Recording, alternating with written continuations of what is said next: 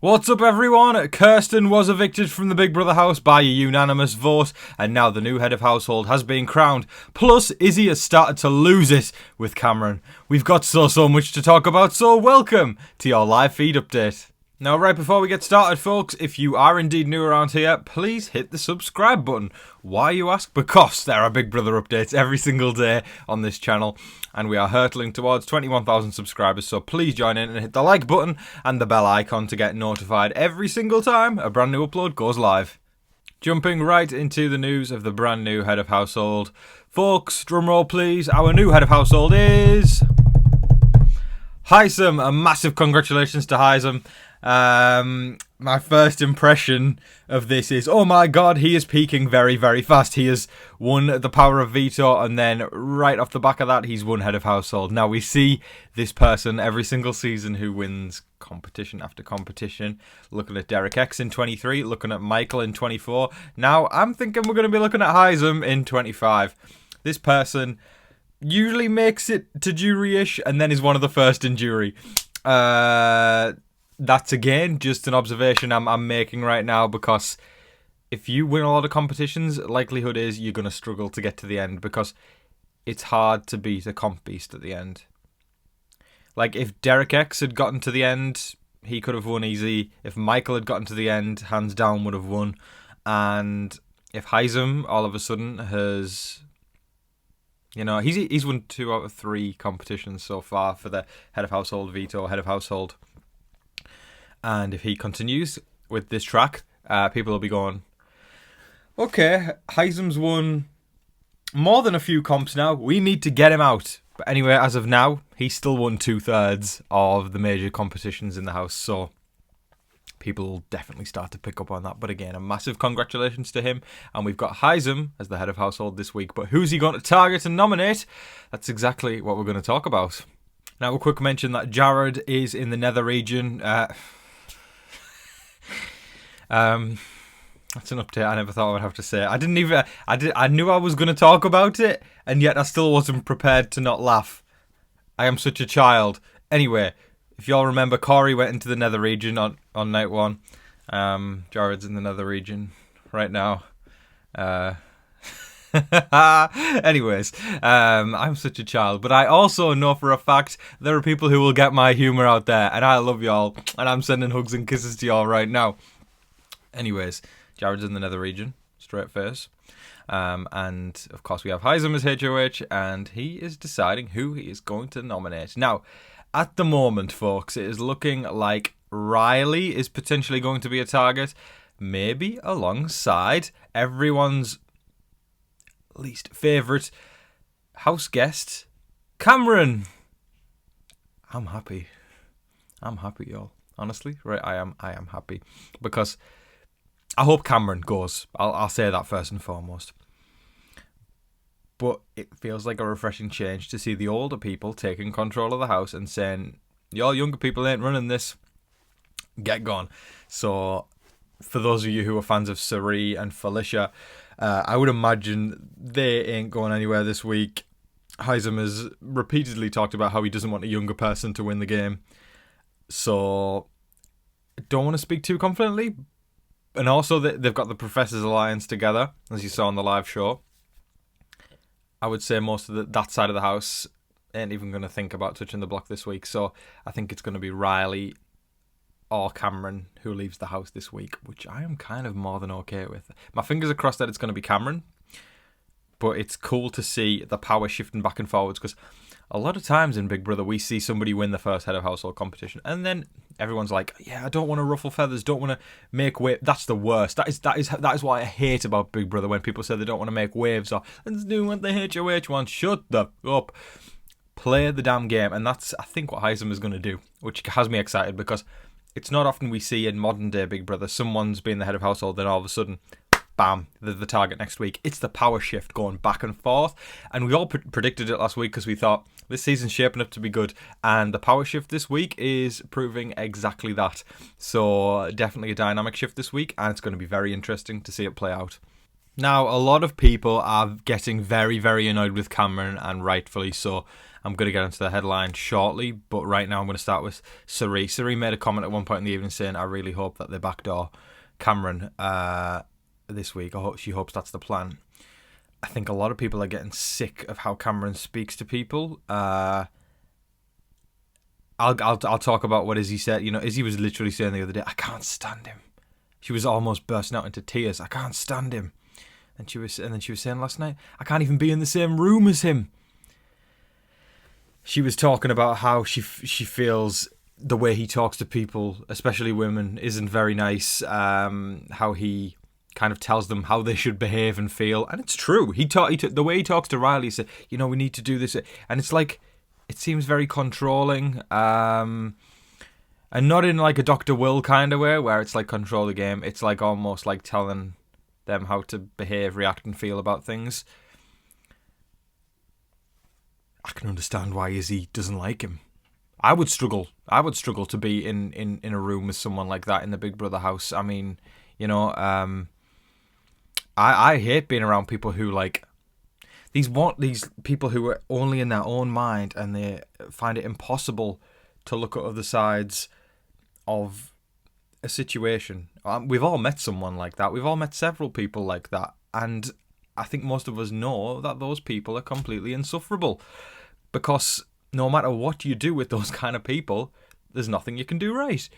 And I can totally see why Izzy's finding the frustration, because I would probably be the same as her. I would struggle to be in a room with Cameron if his behaviour was at a point where, obviously it's very different because I'm not in there, but if I was, and I was finding somebody who was always telling people how they should react to something, how they should feel, how they should do this and that, like, that would get on my last nerve. Because again, we've all encountered people like that, and those people are insufferable.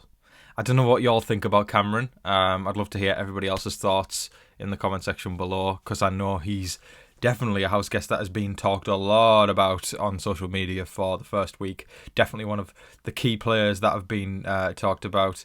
Of course, Sari had a lot of mentions at the beginning of the week. Felicia gained some traction. Of course, Luke did at the end of the week for the wrong reasons.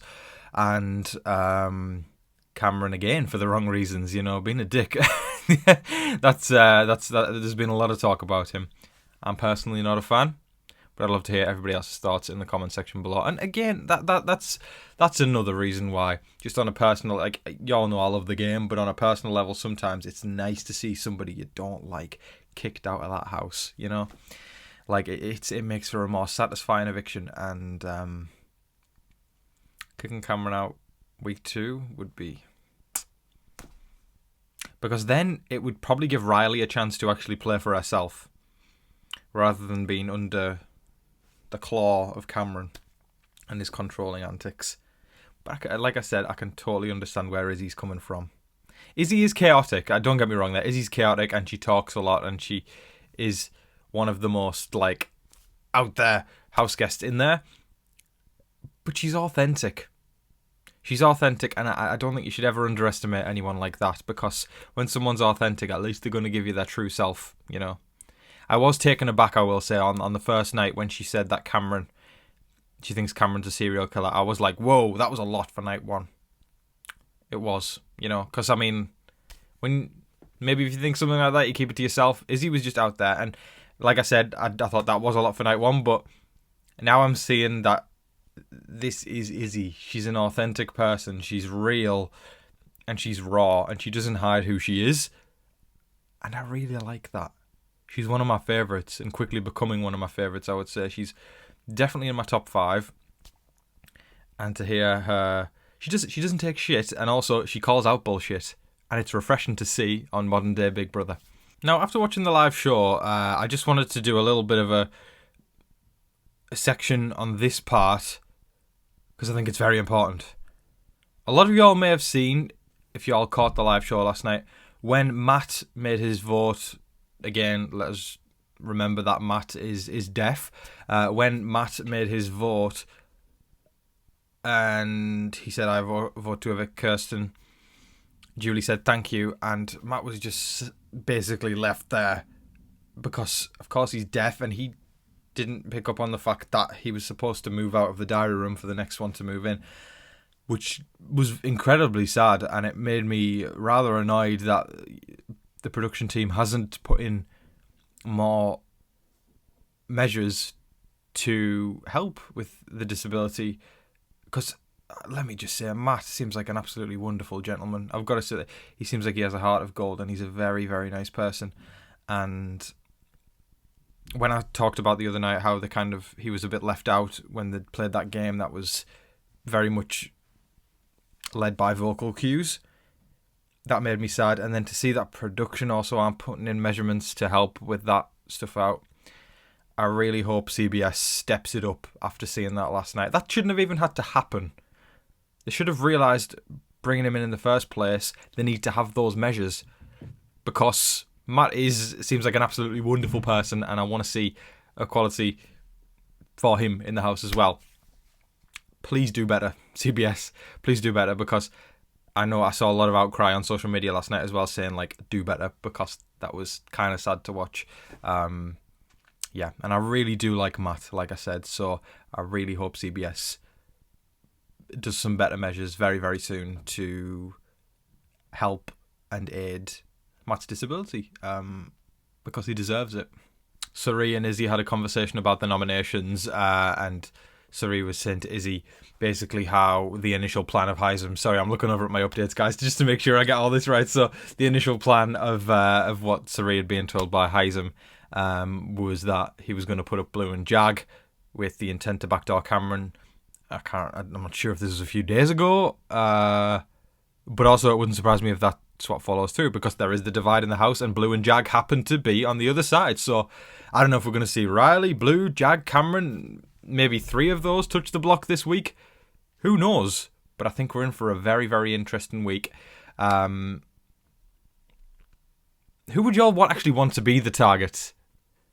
I got the feeling most of y'all are going to be with me and say Cameron. But again, if you don't want Cameron, let me know. I love the differences of opinions, and how we've all got different people we're rooting for and rooting against. Just always be respectful of each other, though. That's one thing I'll always say, because I see some douchebags in the comments sometimes who are really not respectful of each other.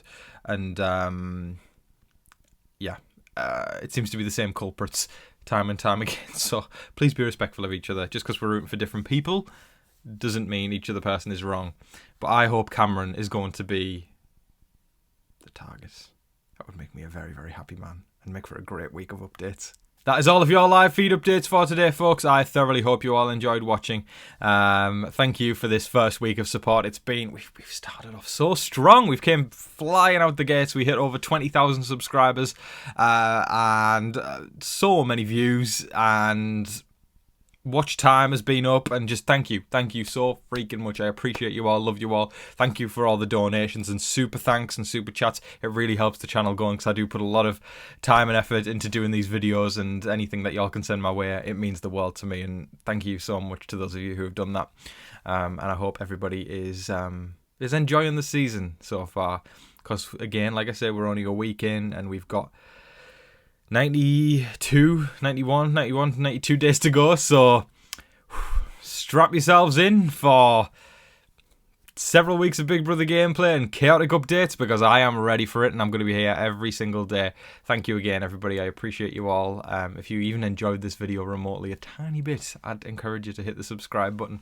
But I hope that you're all staying safe, staying positive, and staying healthy out there. And remember to be kind to one another. But in the meantime, please don't forget to like, share, comment, subscribe, do all of that wonderful stuff. But until your next live feed update, I've been your host, Tom Vasey. Good night.